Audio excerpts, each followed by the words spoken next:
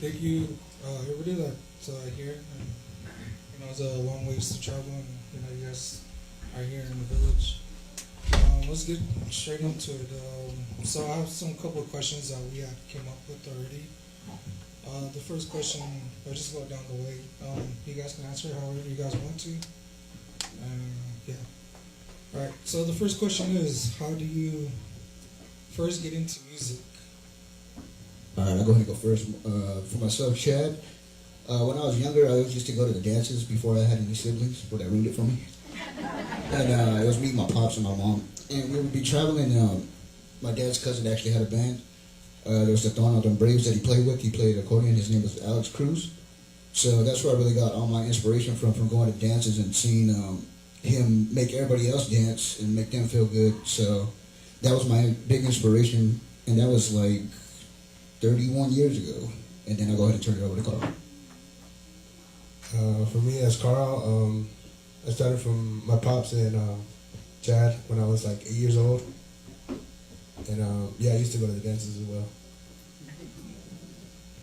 For me, AJ, I always see these guys always practicing, and I always wanted to play. And I think it was like 7 years ago, I want to say. When I was 15, I started playing the accordion. These guys taught me.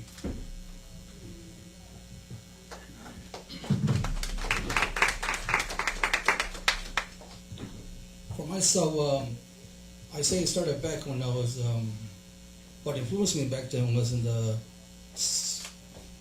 early 80s with my dad and my uncle's band. Back, the band name was Pt.1 band back then. I used to always travel with them when they played here and there up in Majil, Mexico, For myself, with the big hype back then when I was a kid, it's just helping them load up, sit in the back of the truck with their instruments and make it to our destination and back home. And to me, that's the exciting part, just watching them play and thinking, you know what, there's something I want to do when I get older. And other influences, like relate also my godfather, late Cisco Enriquez. But I got influence from him as far as jamming, gave me some ideas how to go about it. I had questions as far as starting out a band, and he was there kind of filling me in, helping me. And also John Manuel, same thing, he filled me in on a lot of encouragement, how to go about it and what to expect. And who else is there? Let's see. Yeah, there's others I forgot to mention, but I forgot now. And they were just my inspiration back then, my influence and how I got to jamming, and this is what we're doing. I'll never stop. It's my passion, and the best thing about it, going out jamming, is just seeing people getting out there dancing to your music and getting into it. This for myself, I call it a natural high. Just watching them dance to your music and get into it. And as far as also at the dance, you meet old friends, new friends, and so forth from there. And so that's pretty much how I started out getting into the Varda music. But it wasn't until 2006 when I formed a T.O. Native and still pedaling too much. Right.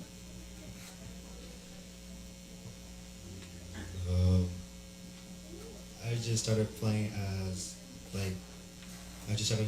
my dad was playing drums, and when I was little I used to watch him play, always play. Then I thought to myself, I would like to play drums with him. I just kept watching him playing. Then that's when I played my first drums. I kept missing them, but I just kept going as my passion. It kept going, keep practicing, always practicing. Then always trying new things like accordion or something I want to do. But as right now, I'm just playing drums right now.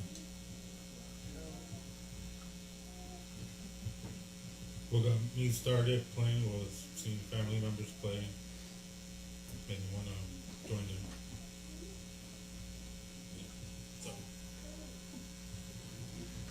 them. And my godson over on my right, he started about 2 years ago, roughly. He kind of was I already saw that potential in him, It was smaller, he was into it already. So sure enough, we just kind of guided him, mentoring as far as jamming. And, he's still, he has a lot to learn. We're teaching the best we know how to, as far as the Varda music. All right, thank you. Good answers, good question. So getting to the next one, and the next one, the question is what are you guys' thoughts on regarding the new Wadi music versus the old compared to today and how it is back then? All right, go ahead and go first again, Chad. The old school word, I always gonna have love for it, because that's where it started from. That's what got us here today. But I really enjoy the older songs. So, sometimes we'll take an older song and just flip it and interpret it to our way, and sometimes we heard like, oh, you guys don't know how to play it? And we're like, nah, we're just going to make it different, So that's where the new school comes in too as well. Like, we had criticism as well, like, oh yeah, you guys sound too new. Like, we don't know this. You should stick to playing traditional music. And we're like, nah, you know what I mean? We're going to go this way. So that's where we have like a kind of iffy about the new school and the old school, because some people had made comments out there like, oh yeah, it should stick to traditional, you know what I mean, you shouldn't change it because it's always worked, you know what I mean, if it's not broken, I guess don't fix it. But as for us, we're like, oh no, we're trying to break boundaries and break glass ceilings and all that type of stuff to you know what I mean, push the music forward, because if it stays the same, it's never going to grow, it's not going to go nowhere, there's not going to be like the younger kids, you know what I mean? They might like hip hop and stuff like that, you know what I mean? And then they want to bring that into the music, or they like R&B, or they like rock, and stuff like that. We had plenty of conversations, before, like, oh, like how Cisco Band had came through and brought the rock element, and then we came through and we brought like the hip hop kind of R&B, Zappa rock type of style, So that's what I think about the new school and the old school. I'm gonna go ahead and turn it over to Carl. Yeah, just like that, you know what I mean? Like, trying to teach these younger kids not to be in a box. Like, it's okay to be different, and like, just try new things. Yeah, like I like, personally for me, I don't like being in a box. I like to always think outside the box. I always tell people, when you think outside the box, you can grow even more and more, and you can get to a higher level at that point. It doesn't have to stick at just a certain point. You can go about that.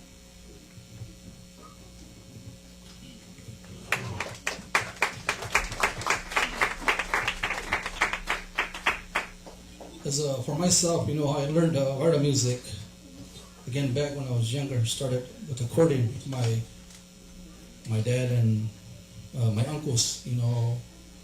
As far as the old school Varda, that's always, to me, that's the foundation of Varda, where it started.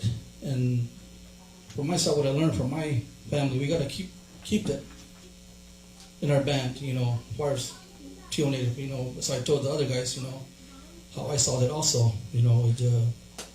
there's something that the style of it will never be gone, For myself, that's how I jam.